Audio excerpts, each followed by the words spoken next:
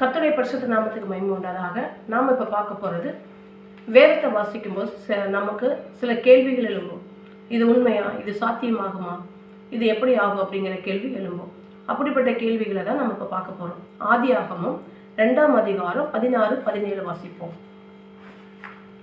தேவனாகிய கர்த்தர் மனுஷனை நோக்கி, நீ தோட்டத்திலுள்ள சகல விருட்சத்தின் கனியை புசிக்கவே புசிக்கலாம், ஆனாலும் நன்மை தீமை அறியத்தக்க விருட்சத்தின் கனியை புசிக்க வேண்டாம், அதை நீ புசிக்கும் நாளிலே சாகவே சாவா என்று கட்டளையிட்டார். அடுத்தது பார்த்தீங்கன்னா 3ஆம் அதிகாரம் 1-5 வரைக்கும் வாசிப்போம். தேவனாகிய கர்த்தர் உண்டாக்கின சகல காட்டு ஜீவன்களை பார்க்கிலும் சர்ப்பமானது தந்திரமுள்ளதாய் இருந்தது. அது ஸ்திரீயை நோக்கி, நீங்கள் தோட்டத்திலுள்ள சகல விருட்சங்களின் கனியையும் புசிக்க வேண்டாம் என்று தேவன் சொன்னது உண்டோ என்றது.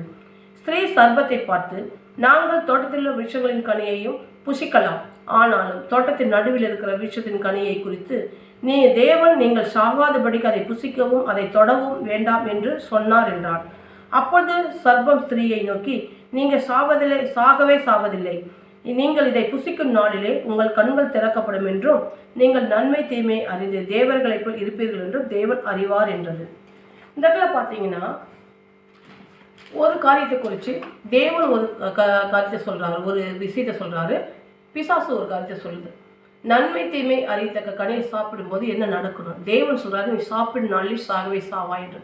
பிசாசு சாவதில்லை, மாறாக என்ன நடக்கும்னா உன் கண்கள் திறக்கப்படும், நீ தேவர்களை போல் மாறுவீங்க அப்படின்னு சொல்லி பிசாசு சொல்லுது.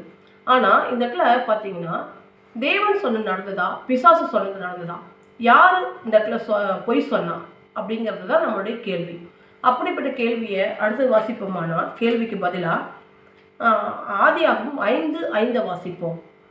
ஆதாம் உயிரோடு இருந்த நாளெல்லாம் 930 வருடம் அவன் மரித்தான் அப்படின்னு சொல்லி வேதத்தில் இருக்குது. அதாவது இந்த இடத்துல பார்த்தீங்கன்னா தேவன் சொன்னார், சாப்பிடும் நாளிலே சாகவே சாவாய்.